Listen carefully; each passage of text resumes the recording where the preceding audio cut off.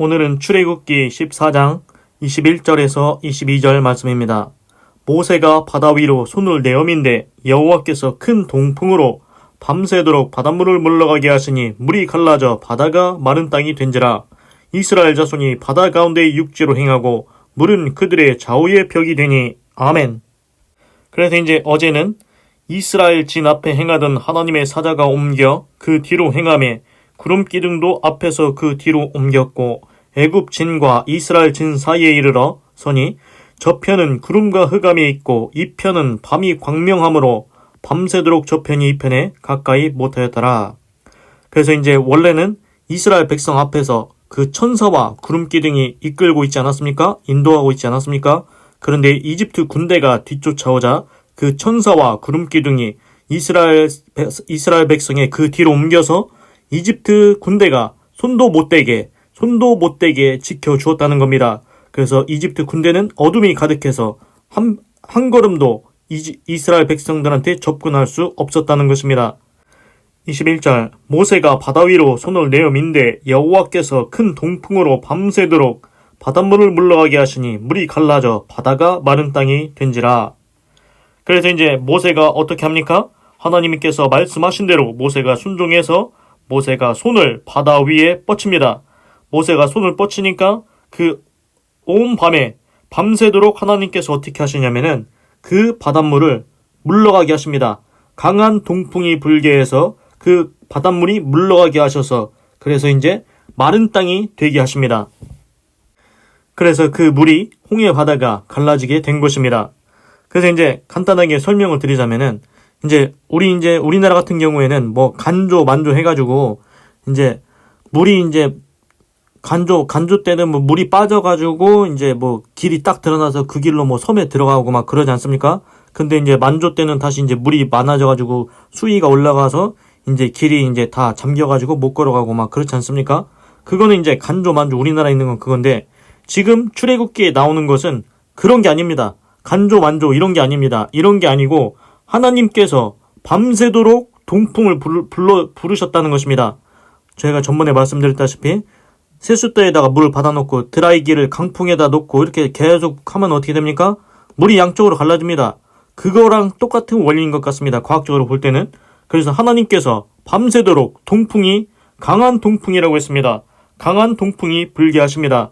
그래서 그 강한 동풍이 홍해 바다를 계속 이렇게 하니까 그 바다가 양쪽으로 갈라지게 되는 겁니다.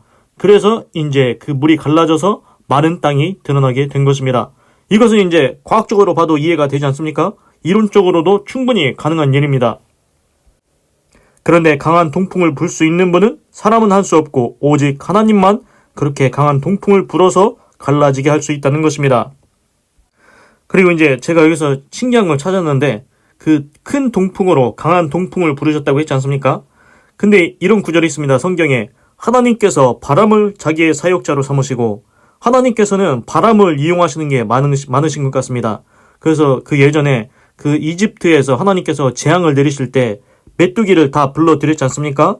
그래서 메뚜기를 불러드릴 때 강한 바람을 이용해서 메뚜기가 이집트 애굽에 다 오게 했습니다. 그리고 또 하나님께서 나중에 이제 이스라엘 백성이 가나안 땅에서 가기 전에 이제 광야에서 이제 우리 먹을 것 좀 달라 고기 좀 먹고 싶다고 하니까 하나님께서 바람을 부르셔서 메추라기가 하늘에서 다 떨어지게 했습니다.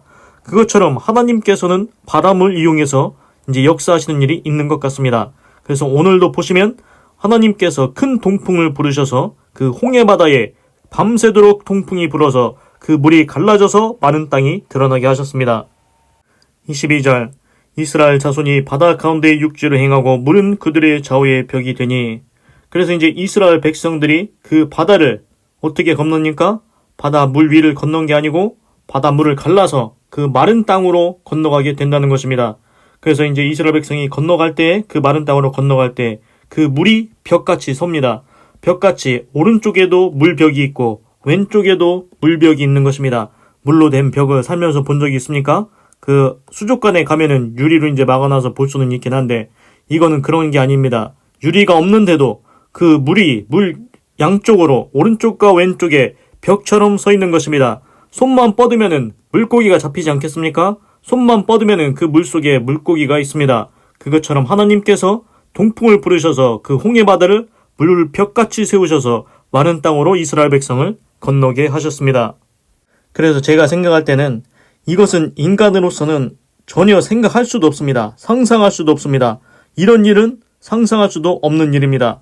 그런데 하나님께서는 인간의 상상을 초월해서 인간의 생각을 초월해서 역사하신다는 것입니다.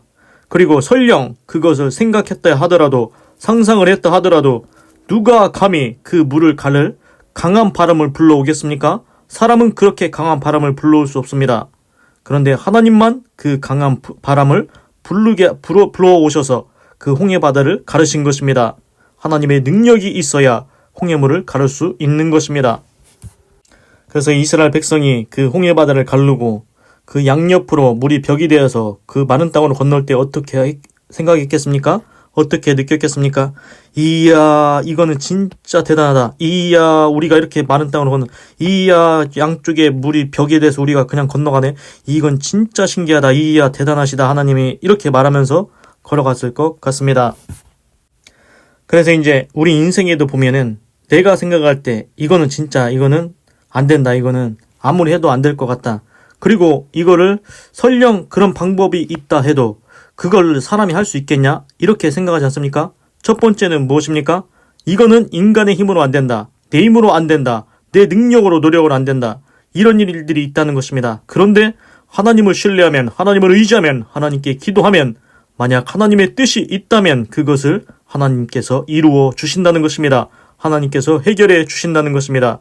그리고 설령 우리가 생각을 할 수 있어도 이렇게 하면 어쩌면 될 수도 있겠는데 이렇게 생각을 했어도 우리 인간의 힘으로는 안 됩니다. 이론은 알아도 논리는 알아도 인간의 힘으로는 불가능한 것 하나님은 다 하실 수 있다는 것입니다. 우리도 다 알고 있어. 강한 바람 드라이기로 그 물에다 불면은 물이 갈라지잖아. 다 알고 있어. 강한 드라이기가 있으면 되지. 그런데 그렇게 강력한 드라이기 바람을 어디서 불고 올 것입니까? 하나님만이 강한 동풍을 불어오실 수 있다는 것입니다. 오직 전능하신 하나님만 해결하실 수 있다는 것입니다. 그래서 이것을 우리 영혼의 문제에 한번 적용을 해보겠습니다. 우리가 죄가 있습니다. 죄인이지 않습니까? 죄의 삭은 사망. 그래서 우리는 죄의 삭은 사망이기 때문에 지옥에 가야 됩니다. 하나님 앞에 심판을 받고 지옥에 가야 되는데 우리는 이렇게 얘기하겠죠. 우리는 이미 죄인이 됐는데 다 끝난 인생이다. 우리가 어떻게 우리 스스로를 구원하냐. 우리는 죄인이니 이대로 거시기 되는 수밖에 없다. 이렇게 생각하고 있지 않겠습니까? 그런데 하나님께서는 인간의 생각을 초월해서 인간의 상상을 초월해서 너희들 낙심하지 마라. 너희들 낭망하지 마라. 내가 구원의 길을 열어주겠다. 너희들이 생각도 못하고 상상도 못했던 방법으로 너희들에게 구원의 길을 열어주겠다. 그래서 하나님께서 어떤 구원의 길을 열어주셨습니까? 독생자 예수 그리스도가 우리 대신 십자가에서 죄를 지고 죽게 하셨습니다. 보혈의 피를 흘리게 하셨습니다. 그렇습니다. 하나님께서는 인간의 생각을 초월해서 상상을 초월해서 구원의 길을 여셨습니다. 그리고 혹시 우리가 우리 대신에 내 대신에 누군가 내 죄를 대신해서 죽으면은 내 죄를 대신해서 죽으면은 내 죄가 사해지지 않을까? 그걸 안다 할지라도 누가 어떤 사람이 내 죄를 대신 지고 죽겠습니까? 오직 예수 그리스도만이 모든 인류의 죄를 지고 죽으셨다는 것입니다. 이론을 알아도 할 수 있는 분은 오직 하나님밖에 없다는 것입니다. 세상 어떤 사람이 나 대신 내 죄를 지고 그거를 해결할 수 있겠습니까? 오직 예수님만 나 대신에 나의 모든 죄를 지고 십자가에서 죽으신 것입니다. 그래서 예수님만 믿기만 하면 천국에 갈 수 있게 하셨습니다. 그래서 이스라엘 백성이 그 마른 땅으로 물이 양쪽에 벽이 돼서 감탄하면서 이야, 하나님께서 기적을 일으키셨다. 역사를 일으키셨다. 기뻐하며 감사하며 찬양하며 마른 땅으로 걸어간 것처럼 우리가 이제 할 것은 무엇입니까?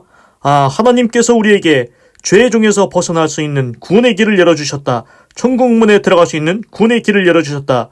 그래서 그 길을 기쁨으로 걸어가면 됩니다. 찬송하면서 감사하면서 걸어가면 된다는 것입니다. 그것이 무엇입니까? 예수님 믿고 구원받는 것이 감탄하는 것입니다. 기쁨을 표현하는 것입니다. 하나님께 영광을 돌리는 것입니다. 꼭 예수님 믿고 구원받으시기 바랍니다. 하나님께서 홍해물을 가르신 것처럼 하나님께서 구원의 길을 열어주셨습니다. 꼭 예수님 믿고 구원받으십시오. 기도하겠습니다. 하나님, 오늘은 출애굽기 14장 21절에서 22절을 읽고 묵상해 보았습니다. 하나님, 이제 홍해 바다가 앞에 있는데 이스라엘 백성은 생각도 못합니다. 우리 이제 도망갈 데가 없네. 어디로 가지? 그런데 하나님께서 모세한테 명령하신 대로 모세가 그 바다 위로 손을 내어 밀었더니 하나님께서 밤새도록 강한 동풍을 불어주셨습니다. 그래서 그 홍해 바다가 갈라지게 되었습니다. 그래서 마른 땅이 드러났습니다. 그래서 이스라엘 자손이 기쁨으로 감사함으로 찬양함으로 그 양쪽 옆에 물기둥이 양쪽 옆에 벽같이 서가지고 그 많은 땅으로 육지로 건너가게 되었습니다.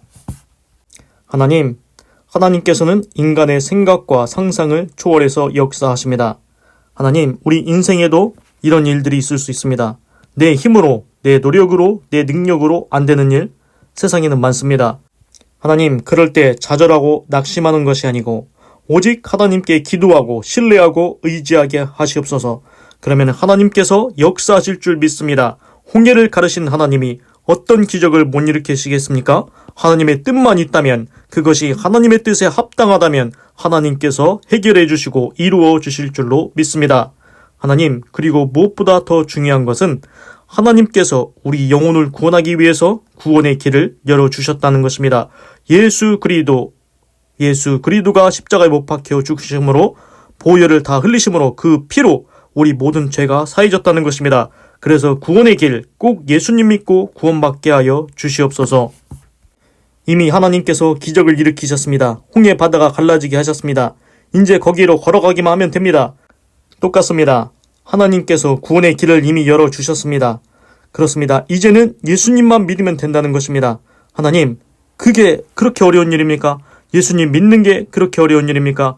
하나님, 꼭 예수님 믿게 하시옵소서. 마음속에 예수님을 믿고 싶은 마음이 생겨나게 하시옵소서. 하나님, 인생이 얼마 남지 않았습니다. 긴 것 같아도 길지 않습니다. 하나님, 인생이 다 가기 전에 꼭 예수님 믿고 구원받을 수 있도록 하나님께서 강권적으로 역사하여 주시옵소서. 하나님 감사합니다. 사랑합니다. 찬양합니다. 주님 홀로 영광 받으소서. 사랑이 많으신 예수님의 이름으로 기도드립니다. 아멘. 건강하시고 예수님 믿고 구원받으시고 예수 내 구주 하나님의 축복이 말지어다. 아멘.